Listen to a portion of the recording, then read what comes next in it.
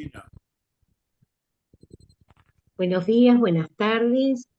Damos la bienvenida para todos, para todas. Hoy 17 de abril de 2026 tendremos el diálogo con perspectiva feminista negra desde Mandela, Malcolm X, con la presentación de Kesia Henry Knight, desde la Cátedra Global de la Universidad Cooperativa del Buen Vivir, que organiza diálogos socioeconómicos en el marco de la Alianza Global por la Educación para otras economías para la vida, rumbo al Foro Social Mundial de las Economías Transformadoras y al Foro Social Mundial de Benin, Preforo de México y FCMED de Argentina. Bienvenida, querida hermana Kesia, este espacio es tuyo y es un honor para Gra- nosotros que estés en este momento acompañándonos. Bienvenida. Bueno, muchas gracias y un saludo a todos y a todas que están aquí presentes.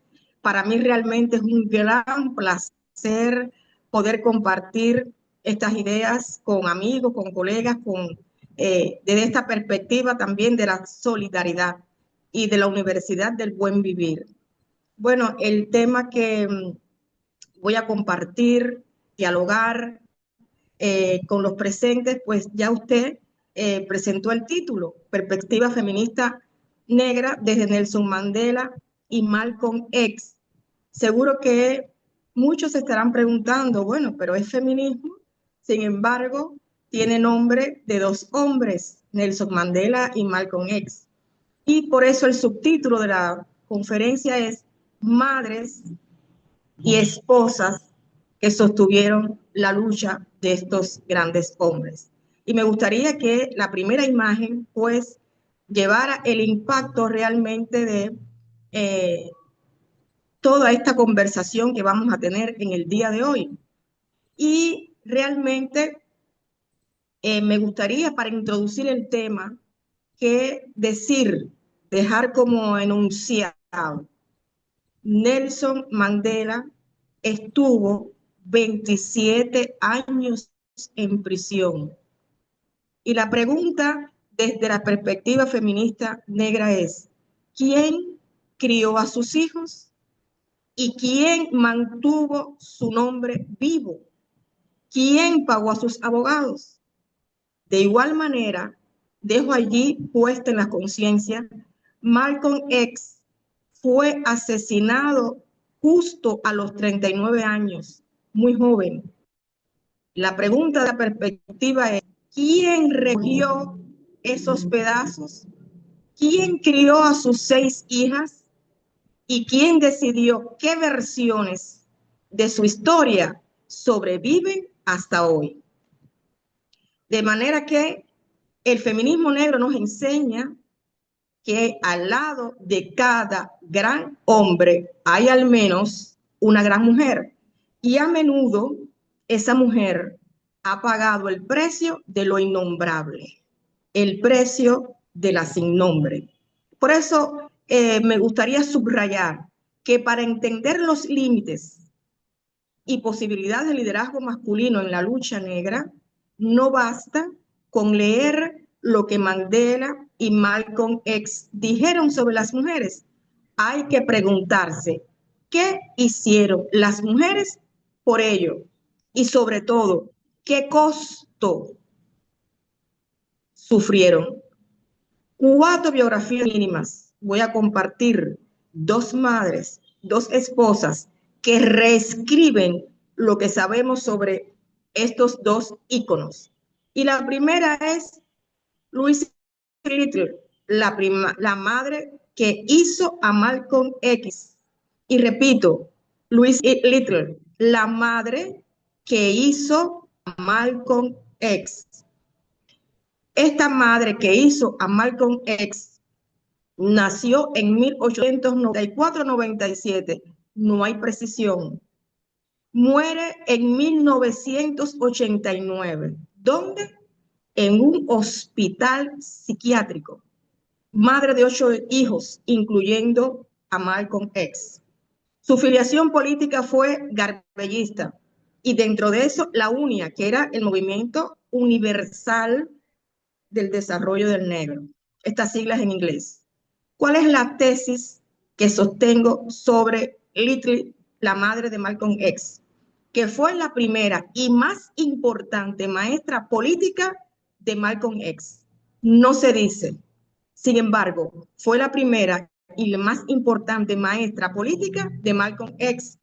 No aparece en la autobiografía, pero él dice, mi madre era una mujer orgullosa, nunca se rebajaba a nadie. De ella aprendí que un hombre negro debe mantenerse erguido, aunque el mundo entero quiera verlo de rodillas. De manera que Louise Little fue la primera maestra política de Malcolm X. Lo que la historia oficial omite es que cuando Malcolm X habla de su conciencia política, rara vez nombra a su madre, pero es una evidencia clara. Louise Little era organizadora política antes de que Malcolm X naciera. Reitero, la madre de Malcolm X ya era una organizadora política antes que Malcolm X naciera. Ahora, hay una violencia institucional contra las leyes negras que todavía pervive como patrón. Y el horror que pocos cuentan es que Little, la madre de Malcolm X, fue internada forzosamente en un hospital psiquiátrico en el año 1939, cuando Malcolm solo tenía 14 años y allí permaneció 24 años en prisión hasta el año 63, es decir, un año antes de que su hijo fuese asesinado. Ahora, ¿cuál es este contexto violento en que se desarrolla estos años formativos de la conciencia de Malcolm? Su padre, Earl Little, había muerto atropellado en el año 31, justo por un tranvía en un incidente que la familia consideró que fue un asesinato por parte de la Legión Negra, que era un grupo de supremacista blanco. Louise quedó, la madre de Malcolm, con 8 hijos durante la Gran Depresión. Cuando los servicios sociales comenzaron a presionar para separar a los niños, ella entró en crisis, sufrió crisis y en vez de recibir apoyo, la solución fue justamente encerrarla como una paciente psiquiátrica. La pregunta clave como activista, no solamente como académica, como activista sería, ¿cuántas Louise Little hay hoy en hospitales psiquiátricos, en prisiones, en sistemas de acogida? La violencia del Estado contra las mujeres negras o racializadas no es historia, es actualidad. Sin embargo, haciendo un repaso por lo que Malcolm X escribió sobre a su madre, lo que dijo y lo que no dijo, dijo que era orgullosa e inteligente. Sin embargo, no dijo que nunca la fue a visitar al hospital. Malcolm dijo que le enseñó la dignidad, pero nunca dijo que su internación afectó su visión de la salud mental de las mujeres racializadas.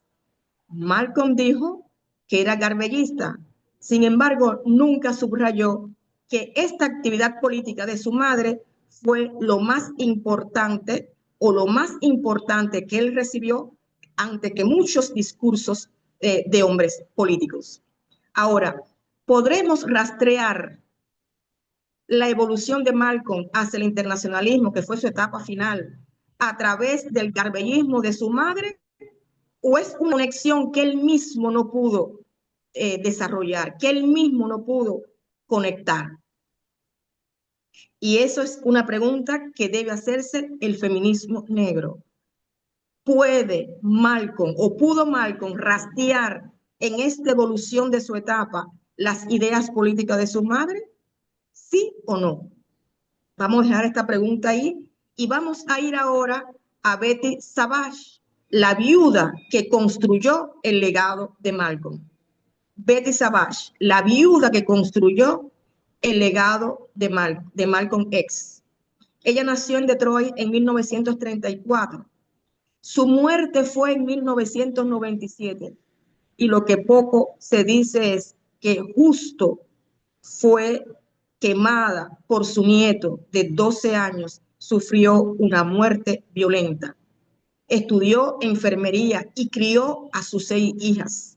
Cuando tenía sus 4 niñas y embarazada de las mellizas, fue justamente el asesinato de Malcolm X. Sin embargo, Betty, antes de conocer a Malcolm X, ya era una mujer educada e independiente, ya era enfermera, ya trabajaba, es decir, que tenía toda una formación, independencia económica, y tenía también una proyección porque sus padres tenían cierto desarrollo económico.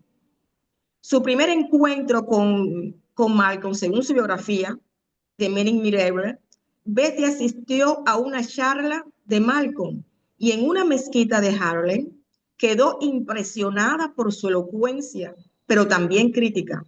No fue su misión, su encuentro, sino que fue una atracción entre iguales. Su conversión al Islam fue antes de casarse con Malcolm. No fue justamente una conversión por el matrimonio. Era una mujer constantemente independiente. Ahora, ¿cuál fue el costo del liderazgo masculino de Malcolm sobre la vida de Betty? Betty vivió, en primer lugar, amenazas constantes.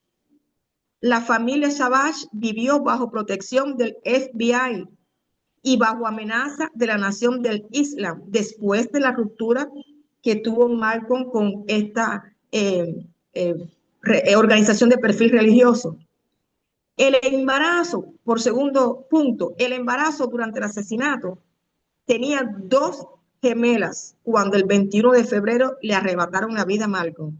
Y ella estaba presente allí con sus 4 niñas en ese auditorio. Tercer lugar, tuvo un legado sin ingresos. Betty quedó sin recursos. El libro de Alex Haley, la autobiografía de Malcolm X, le dio regalías, pero la lucha económica fue constante.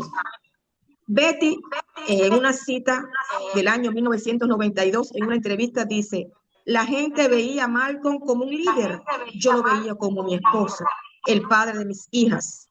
Cuando lo mataron, no perdía un ícono, perdía un compañero. ¿Sí? No sé si estás escuchando. Sí, dígame. Hay un retorno. La oigo, Me parece que es de Norma que tiene prendido el micrófono. Ahí la apagué. Traten de cerrar sus micrófonos porque si no aparece un eco cuando habla Kessie. ¿Cierro mi micrófono? No, el tuyo no. A Norma le cerré el micrófono porque había retorno. Se ve que ella tiene 2 aparatos prendidos y entonces no se escuchaba bien. Seguí, Kessie, muy interesante. Gracias. Entonces, ¿qué es lo más importante que hizo Betty Savage, la viuda de Malcolm X? Algo que el feminismo negro debe reconocer, y es la construcción del archivo, y es el control de la narrativa. Ella controló la narrativa de Malcolm X. Betty decidió qué cartas, qué discursos, qué fotografías se publicaban. Sin ella, Malcolm X sería un conjunto de fragmentos. Ella decidió, ella construyó, ella guardó, ella determinó qué es lo que Malcolm X se puede saber de forma pública.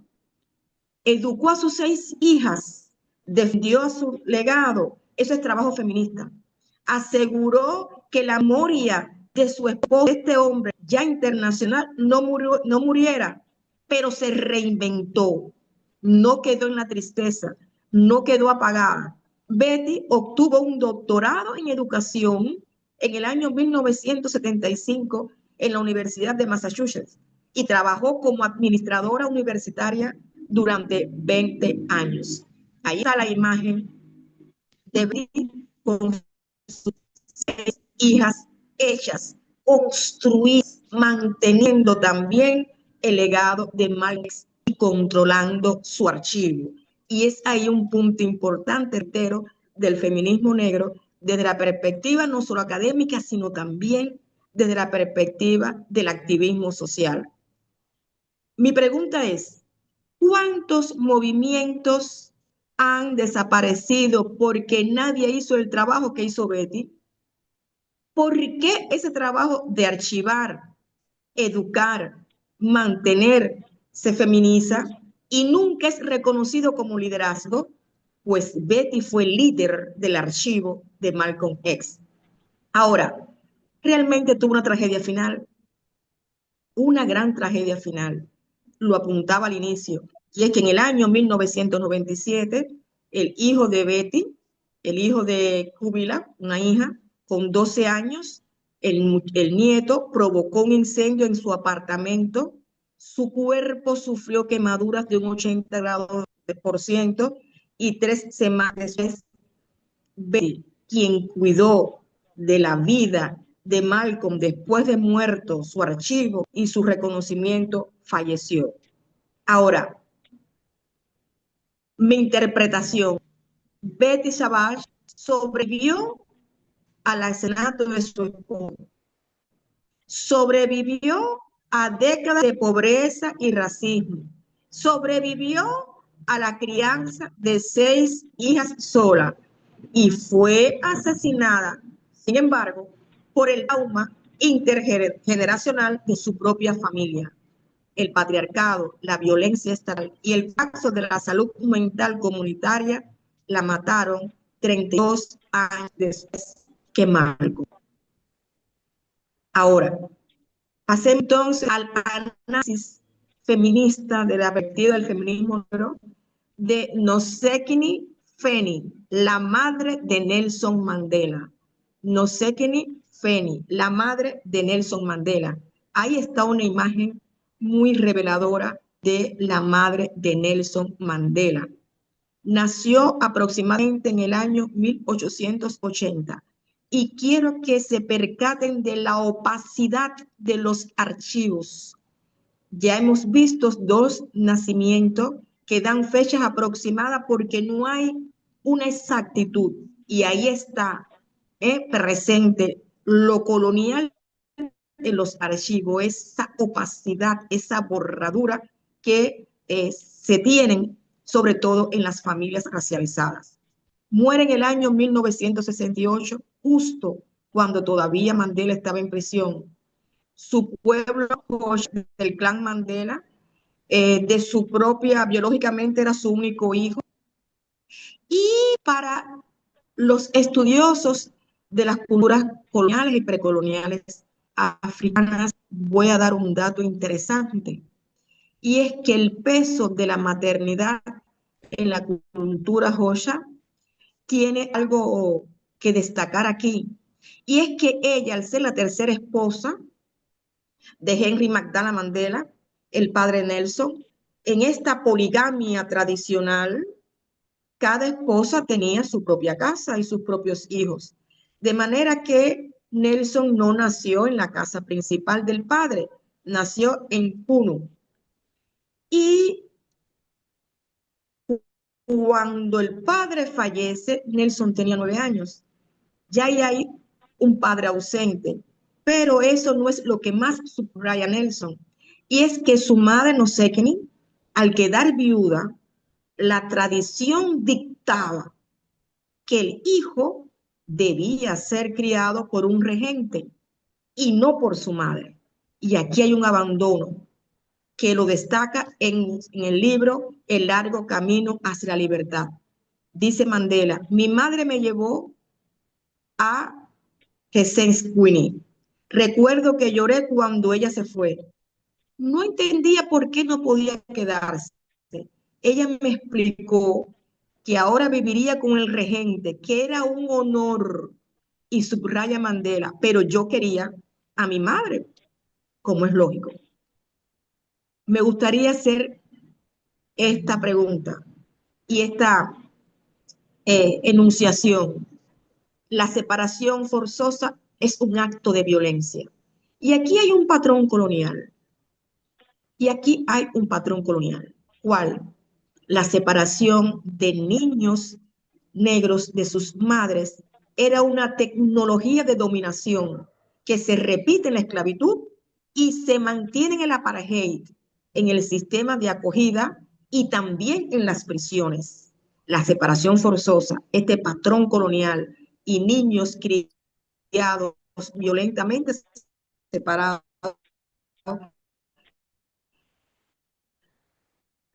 de sus de su madre, en este caso, al ser el huérfano de padre. Lo que Mandela en su autobiografía no subraya, pero el feminismo es que no compensa el trauma no hablado, no procesado. Pensemos bien, 9 años tenía Mandela. Eso influyó en sus dificultades como esposo y también como padre. Para reflexionar, son hombres que fueron separados de sus madres y nunca sanaron esa herida. Cuánta violencia patriarcal, abandono de esposas, ausencias como padres, viene de ese lugar no reconocido, no sanado. Mandela escribió sobre su madre, que era devota y trabajadora, pero no escribió que el sistema que lo separó de ella era profundamente violento. Mandela escribió que lo visitaba en prisión cuando podía, pero no escribió, quizás por dolor, que ella murió en 1968 y que no pudo despedirse de ella. Mandela escribió que ella lo bautizó en la iglesia metodista, pero no pudo subrayar cuánto le afectó su vida emocional. Murió en el 68 y Mandela estaba en prisión. No le permitieron asistir al funeral. No supo de su muerte semanas después. Y eso no está en su autobiografía, ni tampoco en sus cartas privadas. Y hay una segunda mujer en la vida de Mandela, muy conocida por todos, su compañera de lucha, y ahí está su imagen, Winnie Mandela. Winnie Mandela nació en 1936 y murió en el 2018. Tenía su profesión, trabajadora social.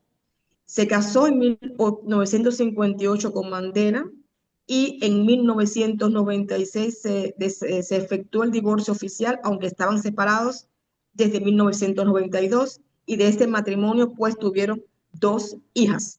Ahora, Winnie antes de casarse con Mandela, y esto es un dato fundamental, ya era asistente social, ya estaba titulada, trabajaba en un hospital en Soweto, provenía de una familia de agricultores prósperos.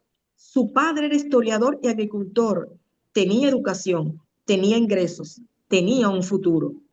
Y la propuesta de Mandela, ya separado de su primera esposa, Evelyn, con la que tuvo 4 hijos, al conocer a Winnie, fue esta. Ella tenía 21 años, él tenía 39, y él le propuso que juntos iban a tener un camino de lucha y de libertad. Ahora, ¿cuál fue el precio de Winnie de ser la esposa de? Primero, encarcelamientos propios.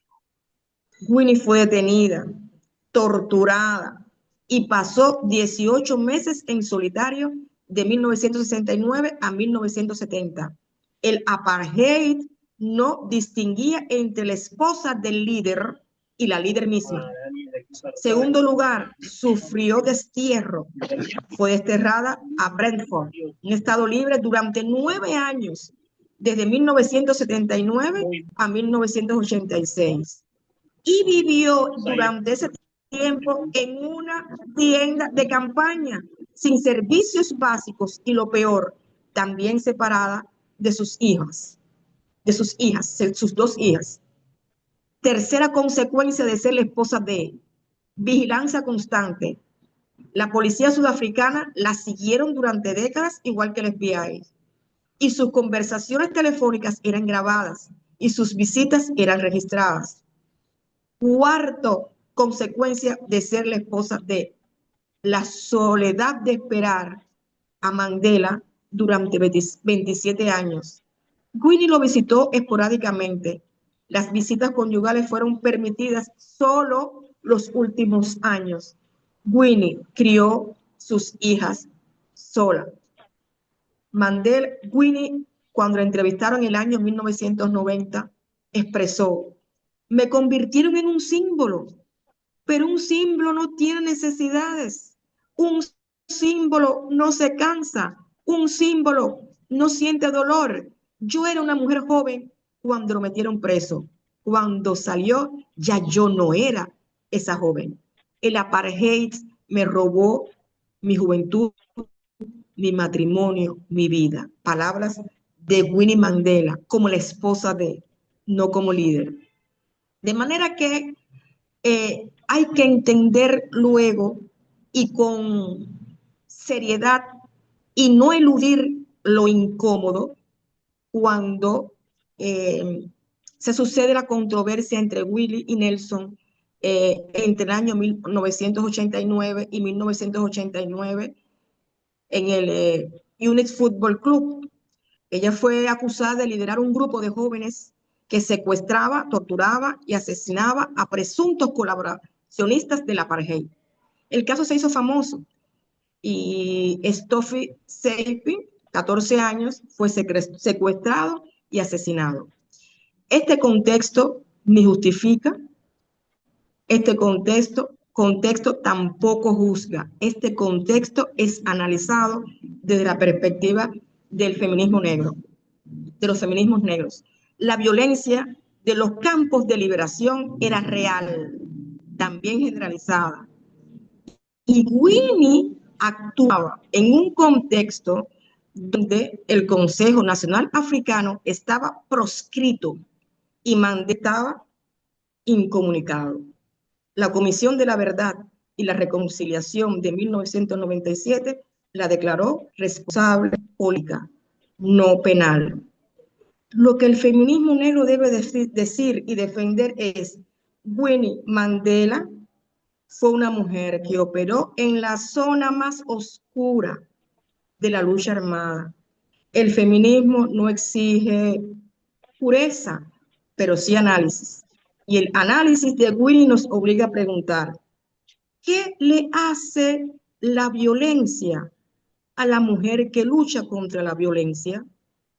¿Puede una mujer ser líder, revolucionaria y también cometer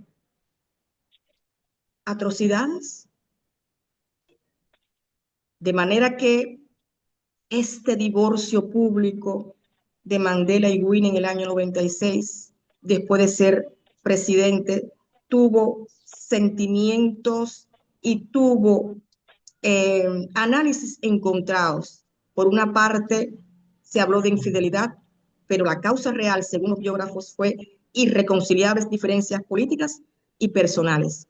Lo que Mandela públicamente no dijo, no subrayó fue que Winnie había mantenido vivo el nombre de Nelson Mandela mientras él estaba en prisión y que sin ella el Consejo Nacional Africano podría ser olvidado y que ella pagó un precio muy alto, sumamente alto.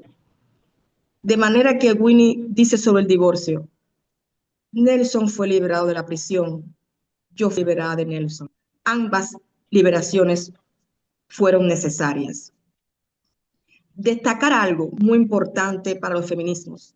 En su funeral, la Itinsi, embajadora sudafricana, dijo: mamá, nos enseñaste que no hay libertad sin la liberación de las mujeres.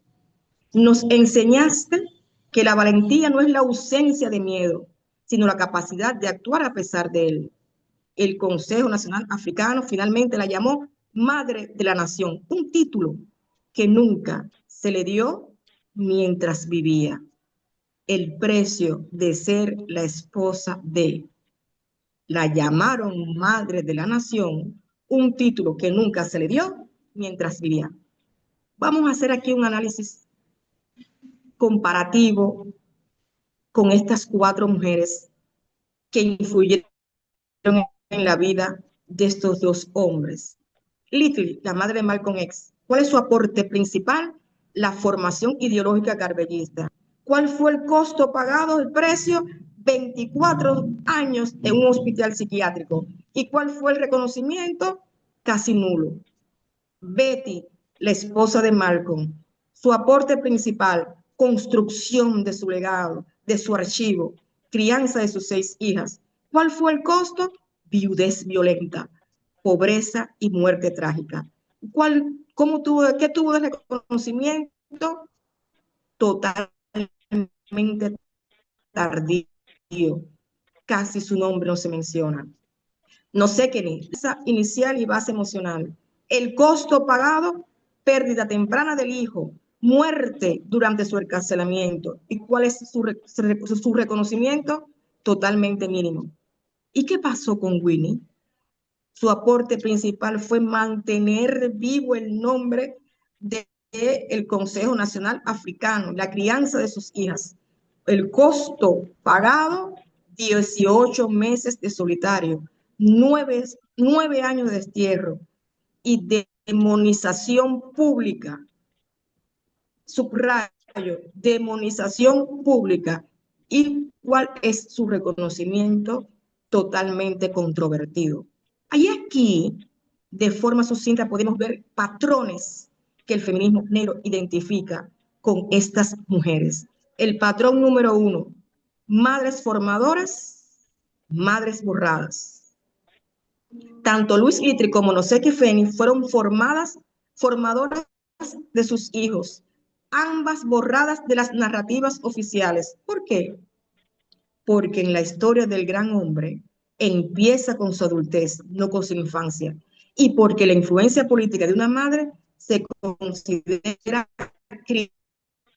crianza, no liderazgo.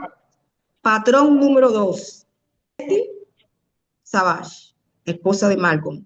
Winnie Mandela, esposa de Nelson. Pagaron con su cuerpo y su vida el liderazgo de sus esposos. Betty sobrevivió al asesinato de Malcolm y murió en circunstancias violentas décadas después. Winnie sobrevivió a la cárcel, el destierro, la demonización pública. Murió en el 2018 sin que Sudáfrica le diera el reconocimiento que sí se le dio a Mandela.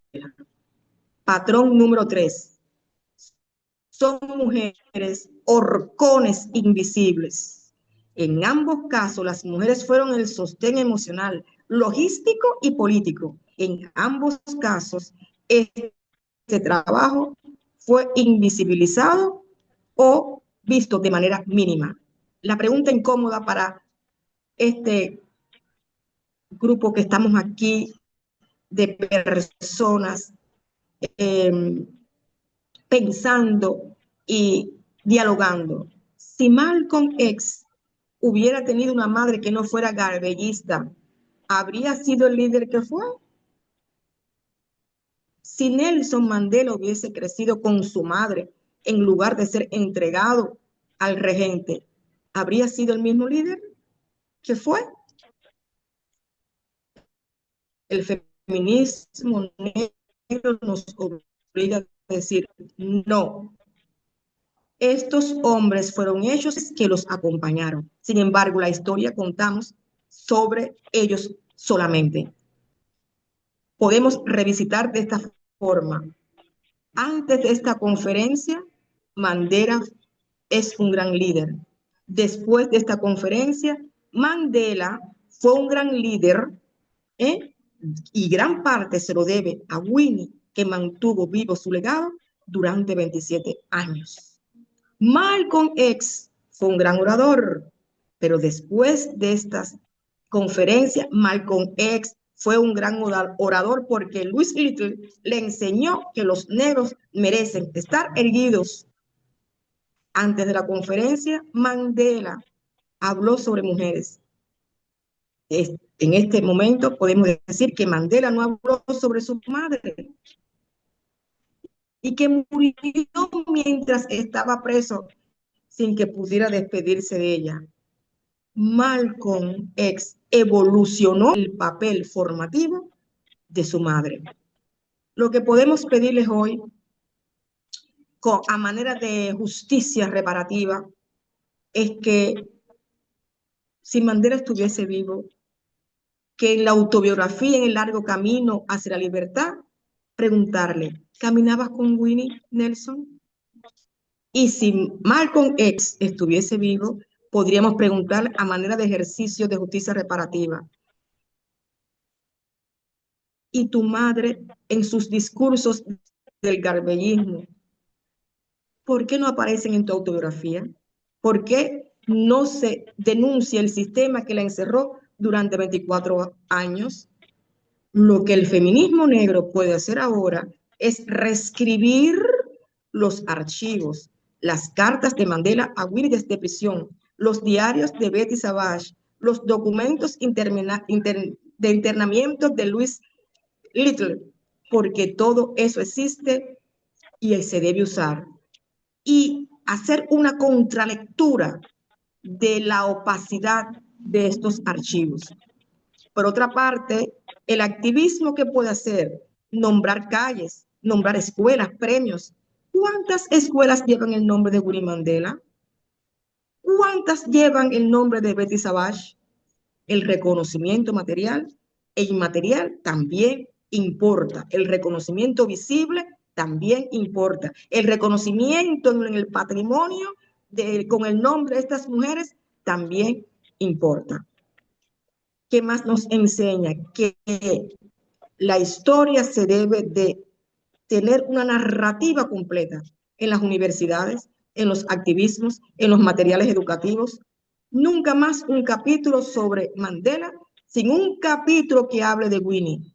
Y nunca más una narrativa de Malcolm X sin nombrar a Little y a Betty Savage. Entonces, me gustaría dejar esto como síntesis final. La historiografía del liderazgo negro debe feminizarse, no como añadido, no como ancilar, sino como una reestructuración del campo. Las figuras de madre y esposa no son apoyo solamente, entre comillas, sino co-liderazgo. Little fue organizadora política, Winnie fue comandante de lucha. El trauma intergeneracional, la separación de madre, la pérdida de esposa, la violencia estatal, es una categoría de análisis del feminismo negro. Y eso explica más que una biografía individual. Nombrar a estas mujeres es una acción que tenemos las activistas y académicas desde el feminismo negro. Cada vez que cites a Mandela o a Malcolm, cita también a Winnie y cita también a Betty, cada vez. Exige rendición de cuentas a líderes masculinos vivos. Preguntarles, ¿quién está haciendo el trabajo invisible? ¿Quién está pagando el precio? Construye liderazgo femenino, no esperes a que un hombre te incluya. Little no esperó, Betty no esperó, Winnie no esperó.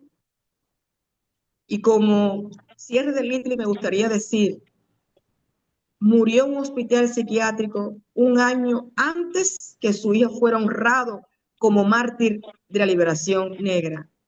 Y Fanny, la madre de Nelson, también en el 68, murió en prisión sin poder asistir su hijo al funeral. Betty murió quemada por su propio nieto. Winnie murió venerada, pero también vilipendiada, habiendo pagado un precio que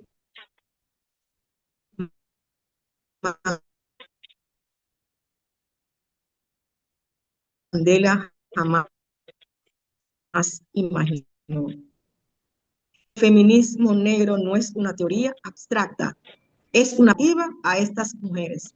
Es la práctica de preguntar por qué la historia se escribe siempre sobre los hombres que mueren en el escenario y no sobre las mujeres que mueren en la oscuridad.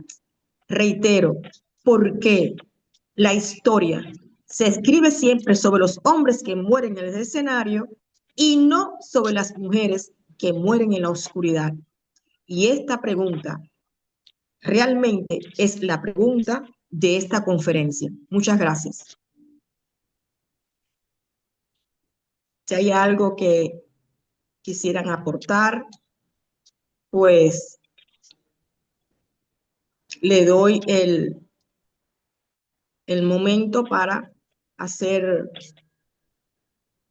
alguna pregunta. El debate queda abierto a esta gran interrogante. ¿Por qué la historia se escribe siempre desde los hombres que mueren en el escenario?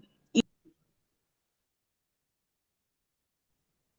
me gustaría, Una Claudia, conferencia muy sentida, si muy hay alguna sentida, pregunta para esta conferencia muy, algún muy debate. importante. Creo que Me parece. quedamos muy conmocionadas con escucharte. Las compañeras que quieran levantar la mano directamente abren su micrófono, así que quienes quieran, Araceli, pueden abrir su micrófono, conversar. Hay algunas preguntas, quien quiera, Carla, Norma, compañeros, compañeras. Adelante, Araceli. Buenas tardes, Kesia, y buenas tardes, Claudia y Nicolás Padilla de México. El tema que se está tocando en este momento es muy reconocido en la actualidad, ya que tanto en México como en el mundo se le está dando el reconocimiento que merecen las mujeres, ya que pues México cuenta con una presidenta mujer, pero se reconoce que costó mucho trabajo aceptar, sobre todo por los hombres, porque pues hay que reconocer que el mundo es machista, el mundo es impositivamente machista. Entonces, la capacidad la tenemos todos, hombres y mujeres, de poder crecer, desarrollarnos. En estos tiempos, pues que la información está al alcance de todos. La mujer ha demostrado que incluso tiene mejor capacidad en este tema tan medular que nos compete, que es la economía administrativa a nivel mundial. La mujer, de hecho, es con una buena guía, con un buen aprendizaje, con un buen seguimiento, tiene mejores características y condiciones que al hombre. El hombre lo ha dejado prácticamente como que ya lo tiene, y la mujer la verdad que se lo ha merecido y se lo ha ganado con pulso y pues con conocimiento, con lo que es realmente valorar esa información. Por otro lado, el tema que nos comenta Kesia y que lleva mucha razón es que la imagen de los grandes personajes que, que han hecho revoluciones sociales, pues son hombres, ¿sí? En cualquier parte del mundo siempre es un hombre, como ella lo comenta con toda la razón, pero debemos aceptar, y también ella nos lo comenta, que venimos de mujeres, venimos de un seno materno, que es lo que nos da la formación en casa, la cual en este caso, según ella nos comenta, se pierde por cuestiones de imposición social. Eh, pero es muy valioso esto y tenemos que reconocer, en este grupo yo considero que hay más mujeres que hombres, o por lo menos las mujeres están tomando las riendas que deben de tomar para dar el valor, para dar el salto necesario, para dar y demostrar que el mundo necesita un verdadero cambio que sea consciente, que sea en beneficio común. Algo que nos cuesta trabajo es desarrollar un sentido común al unísono de ayudar a nuestros semejantes. Eh, yo en lo personal, en la actividad que realizo, eh, nos cuesta mucho reconocer que tenemos que compartir los beneficios con nuestros vecinos. Muchas veces el vecino no sabe a qué nos dedicamos, ¿sí? No sabe que podemos aportar un granito de arena y invitarlo también a que se sume. Y en estas épocas, ah, yo he compartido mucho un tema que ya no es suficiente sumar, ¿sí? Tenemos que empezar a multiplicar, tenemos que empezar a correr ese gran correo de voz. Kesia nos trae un gran correo de voz que nos mueve la cabeza, nos mueve la concientización de reconocer que todos podemos, todos tenemos un lugar y la mujer cuenta con un lugar Gracias, querido. privilegiado y lo ha contado durante muchos años, toda la vida. Siempre hay Muchas mujeres, gracias. ¿sí? Y Muchas pues gracias, eso es querido. lo que puedo aportar. Gracias, Claudia. No, por favor, seguimos Ujú. entonces con Araceli, que levantó la mano, y Sí. también con la compañera Carla. Adelante, compañeras. Araceli, ahí está. Gracias. Bueno, muchas gracias, Kesia. Siempre es un placer escucharte. Em, yo siempre con muchísimas dudas, ¿no? Y con muchísimas desde esa, como digamos, esa curiosidad histórica siempre, ¿no? Ese bichito histórico, pero que además como feminista, como activista, como mujer negra, crítica también, siempre me cuestiono, ¿no? Primero porque la comparación que has hecho a mí me parece genial, pero también ¿cómo decir? Me hace reflexionar también si en todo es una pregunta, ¿no? O sea, es una contrapregunta lo que quisiera hacerle, o lo que quisiera hacerte, te voy a tutear porque nos conocemos, ¿no? Es una contrapregunta lo que quisiera hacerte, o más bien un cuestionamiento a mí misma, si estas mujeres que están en dimensiones, o que estuvieron en dimensiones espaciales, por decirlo de alguna manera, espaciales, geográficas, contextuales, culturales diversas, y de alguna manera, obviamente tienen conexión porque fueron esposas de dirigentes políticos, mujeres negras, que además, obviamente, los liderazgos políticos no estuvieron antirracistas por demás, y las luchas políticas antirracistas y las luchas sociales no están libres de patriarcado, ¿no? Y eso es una realidad. Sobre todo los líderes negros también, eso ha sido una denuncia histórica constante del feminismo negro, ¿no?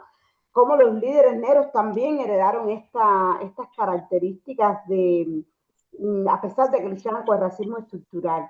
Y esa violencia epistémica que, por un lado, invisibilizó a mujeres como William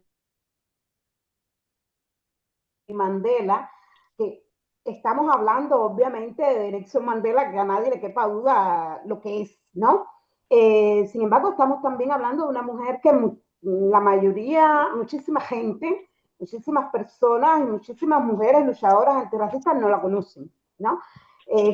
Cómo la historia siempre se encarga de borrar, pero ese borrador, el borrador siempre es el patriarcado, ¿no? En lo que Nelson Mandela la historia se encargó de afianzarlo como el líder político antirracista. A Winnie Mandela se encargaron de desacreditarla, de tomarla como violenta, tomarla como, al contrario de una figura histórica como Malcolm X, que también era violento, ¿no? Pero no, porque era el hombre. ¿Cómo tú lo ves hoy en el contexto de esa misión de la cual tú hablabas que debe tener el feminismo negro contemporáneo, que desde mi punto, más allá de reescribir, también tiene que brindar esas herramientas para tener otras lecturas, esa lectura que tú eres capaz de ver, de unir, de visionar dos fuentes diferentes, pero con una misma historia. ¿Cómo tú lo ves hoy con esta responsabilidad que tenemos nosotras, ¿no? No sé si me entendiste o quizás... Totalmente, gracias por las preguntas, por la intervención primera también del compañero de México. Gracias. Aracelis, nosotros tenemos que tener en cuenta algo. Nuestros cuerpos representan una historicidad. Hay una historia que toda persona ve en nuestros cuerpos y también en nuestro sexo. Entonces, aun y cuando el conocimiento a veces no se valida tanto, el conocer permite errar el tiro, porque al conocer las historias de estas mujeres y otras más, que bien has subrayado esa borradura. A mí me gusta decir también esa opacidad, esa textura opaca alrededor de ellas, pues nos permite trazar proyectos, directrices, estudios académicos, movimientos activistas en desarrollar esa perspectiva también del feminismo negro que se llama justicia histórica reparativa, pero desde un posicionamiento bien intencionado, no como algo de soslayo, no como algo de bajo perfil, sino bien intencionado, que sea columna, que sea realmente una idea central de, como bien dice, que eres activista, que eres afrofeminista, que eres antirracista, pues en cada biografía de gran hombre, no olvide que hay también una gran mujer al lado. Y siempre, más allá del aspecto ancilar, de que crió, de que educó, de que se quedó con él en los tiempos de enfermedad, es el pensamiento de esa líder que no se ve. Hay un pensamiento de la esposa de Betty que no se ve. Incluso el pensamiento de la mamá de Malcolm, que era garbista, antes que él naciera, tampoco se ve. ¿Por qué? Porque hemos seguido ese patrón de invisibilizar, hemos seguido ese patrón colonial, aunque no nos guste, hemos seguido ese patrón colonial de invisibilizar, de borrar, de demonizar a la mujer. Y tiene que ser entonces una conducta intencionada de revertir reparativamente, de forma de justicia, históricamente bien documentada, así como Betty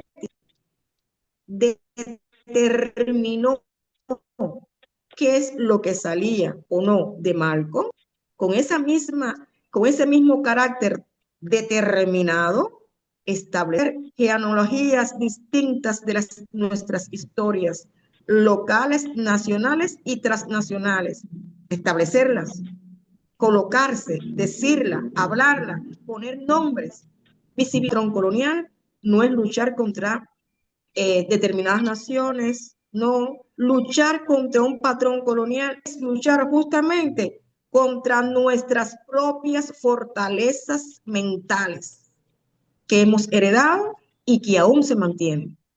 El patrón colonial lo tenemos aquí todavía y nos cuesta. Claro. Por eso debe ser una acción consciente. Eso es lo que quería decir. Qué interesante, Kesia. Es cognitivo, claro. Adelante, compañera. Qué bueno, Araceli, qué buena pregunta. Yo puedo hablar, Claudia, no me Sí, veo. mira, Carla y luego Norma. Ah, bueno, me avisás porque no veo yo de acá, tengo... Sí, sí, sí, cómo no. Adelante, Carla.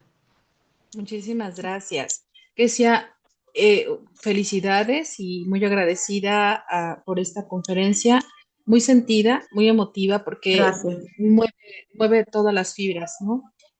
Eh, Muchas veces, y si me permiten, voy a tratar de ser breve, ¿no? Muchas veces la historia del fin del apartheid, así como cualquier proceso histórico en diferentes lugares del mundo, pues siempre se ha contado, ya se está cambiando, pero siempre se cuenta desde estas figuras masculinas, ¿no? Y eso deja fuera una parte, tal como lo has expresado, de una parte decisiva del proceso, ¿no?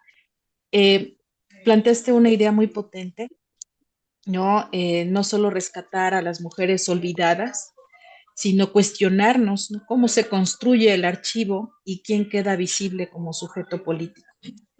Eh, eh, Esta idea de revertir el patrón colonial heredado, muchas veces también nos pillamos repitiendo justamente estos patrones, ¿no? Y qué razón que en cada biografía de cada hombre que se ha ostentado como el líder de cualquier movimiento, bueno, pues hay una mujer al lado, ¿no? Y al final está acompañando la vida. Eh, Me parece que en estos contextos de violencia estructural, pues las mujeres no solo resisten al sistema dominante, ¿no? Sino que construyen prácticas cotidianas del sostenimiento de la vida. Creo que la conferencia lo que nos ha dejado ver es esta permanente presencia en la crianza y en el acompañamiento de la vida, ¿no? Y finalmente esto acompaña y garantiza la reproducción social, ¿no? Y estas prácticas, Justamente. lejos de ser marginales, constituyen una base material y política para la transformación social. Y aunque también reproducen pues estas tensiones vinculadas a la sobrecarga de género y la invisibilización del trabajo de cuidados, ¿no? Ya para cerrar, me parece muy importante eh, pues destacar que mujeres como Winnie o Betty, pues no solamente acompañaron, organizaron, sostuvieron comunidades, politizaron la vida cotidiana y en muchos casos pagaron estos costos, ¿no? Más prolongados y silenciosos, ¿no? Entonces, qué importante y gracias porque muchas veces, aunque nos digamos feministas o practiquemos diferentes prácticas en lo cotidiano, muchas veces también nos reducimos y reducimos el actuar de las mujeres a esposas de, ¿no? O enfatizar lo polémico sobre lo estructural. Y yo creo que es parte de este colonialismo que mencionas, ¿no? Eh, Me parecen tres, me quedo con estas tres cosas, ¿no? Y te pregunto, ¿cuáles serían estas pistas, ¿no? Más en el hacer de lo cotidiano, aparte del trabajo y la construcción de nuevos marcos y del reconocimiento que planteas, ¿no? ¿Qué hacer entonces en esta contralectura, ¿no? Por un lado, ¿cómo descentrar la figura del líder masculino? Si hay más pistas a partir de lo que nos planteas. La segunda, pues, ¿cómo vamos haciendo más fuerte esta visibilización del trabajo invisibilizado, ¿no? Como el cuidado, la organización y la reproducción de la vida.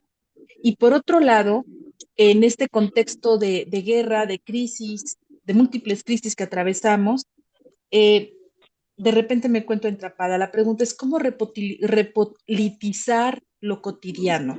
No sé si a partir de la experiencia del feminismo africano, si cómo es que nosotros podríamos pues hacer esta contralectura. Muchísimas gracias. Son algunas preguntas, reflexiones y pues nuevamente mi agradecimiento por este encuentro y por este bonito intercambio de ideas. Muchísimas gracias. No, gracias, Carla. Muy interesante su pregunta y su cuestionamiento. ¿Cómo podemos revertir políticamente en lo cotidiano? Es que esencialmente pues estabas planteando. Cuando en nuestra conciencia sepamos que cada uno de nosotros es decisor, podemos revertir. Porque tenemos la idea monumental del decisor y es decisora de su casa. Usted es decisora de crianzas y patrones de comportamiento de su casa, de su localidad.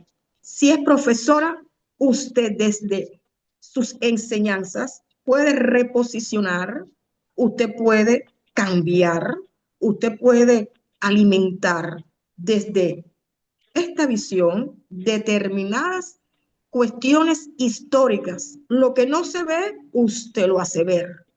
Si usted es profesora, por ejemplo, pero si es historiadora, pero si es investigadora, tener siempre la convicción que usted es decisora.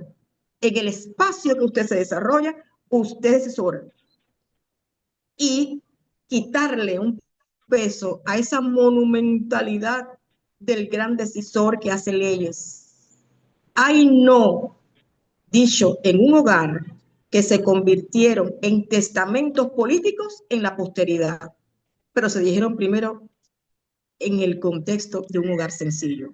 Un no, un simple no, que nació en un hogar, luego se convirtió en un testamento político, pero no nació en el escenario, nació en el interior de un hogar. Por eso, usted es decisora en su espacio. ¿Le parece? Muchas gracias, querida. Qué hermoso. Gracias. Qué Si hay hermoso. otra cuestión. Gracias. Norma Figueroa, si querés abrir la pantalla, Norma, la camarita porque está cerrada. Gracias, Carla, hermoso. Adelante, Norma, con la pregunta. Ahí abrió porque recién me decía que estaba Sí. cerrada desde allá. Bueno, yo quiero presentarme, soy Norma de acá, de la Argentina. Del país Argentina, estoy viviendo en San Luis en este momento.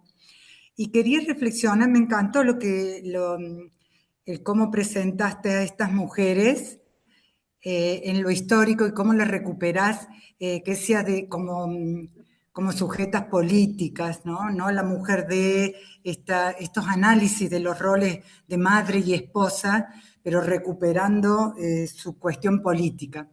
Nosotros acá en Argentina, el 8 de noviembre, se ha puesto como fecha para recuperar la historia de las mujeres negras, la lucha de la historia de las mujeres negras, por Remedios del Valle, que fue una mujer de la soldadesca de aquellas épocas cuando estaban las luchas contra España, ¿no?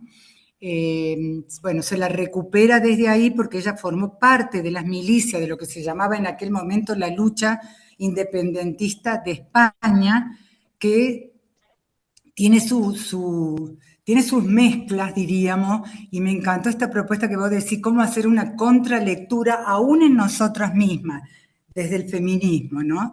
Porque las compañeras afro recuperan la fecha, recuperan la figura de Remedios por su cuestión de soldado contra la resistencia anticolonialista, que en realidad, contextualizada ahora, era solamente antiespañola, llevada adelante por aquel momento por nuestros criollos. Y dejan de lado, o me parece que no ponen tanto el acento con lo que acaba de decir la compañera que habló recién, ¿no? Cómo se politiza, cómo cómo las mujeres en esa época, tenemos dos figuras, la Juana Zurduy, que era blanca, diríamos, y Remedios, que era afro. Ambas dos son recuperadas ahora, en la época actual, desde el feminismo, como luchadoras por la patria, ¿sí? Por una patria que ahora está en cuestión, por lo menos en Argentina, desde una mirada decolonial. Pero a mí siempre me queda la duda, y me queda, no, la duda no, me queda como el sabor este que vos le pusiste muy bien ahora, cómo recuperarla en sus múltiples menciones, ¿sí? Mujer, madre, luchadora, resistente, no solamente la resistencia y la lucha armada en ese caso, ¿no? Esto también porque en la Argentina o en nuestra América Latina, las mujeres participaron en la década del 70 de muchas luchas guerrilleras, ¿sí?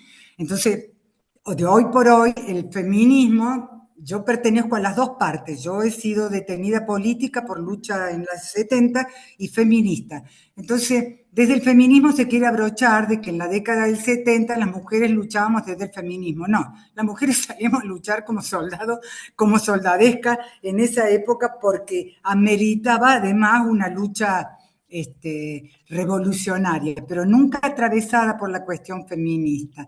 Entonces hay como una tensión ahora de cómo recuperamos a las mujeres en esta cuestión de construcción política de su propia realidad en sus múltiples roles, madre, luchadora, creadora política, porque también grandes ideas políticas que después quedan secundarizadas, estrategas, porque también hemos tenido en la historia de toda América Latina estratega, pero siempre como un lugarcito ahí, como el dicho, detrás de cada hombre hay una gran mujer. Todavía no sé si salimos de ese sentido común formado de que hay una gran mujer, pero tiene que estar ahí atrás. Y si se la recupera con alguna cosita, ¿no?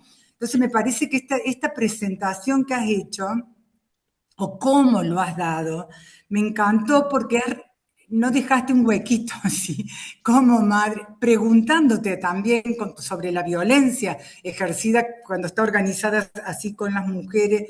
Me pareció muy interesante y me parece que es una alerta para cuando recuperamos, que yo creo que hay que recuperarla, a la Juana Zurduy, por lo menos acá en la Argentina, a la chica, a esta del Valle, pero no sé si yo la pondría como la resistente anticolonial, no las pondría porque van mucho más allá, tomaron armas, acompañaron a su gente, no dejaron su territorio, no eran de estas que se iban a ir, pero hubieron mujeres que tampoco tomaron armas y hicieron un montón de cosas, acá se las conoce como las bordadoras, pero eran las que mantenían todo lo que necesitaba el ejército en una lucha acotada anti-España. No era una lucha, era independentista de ese momento.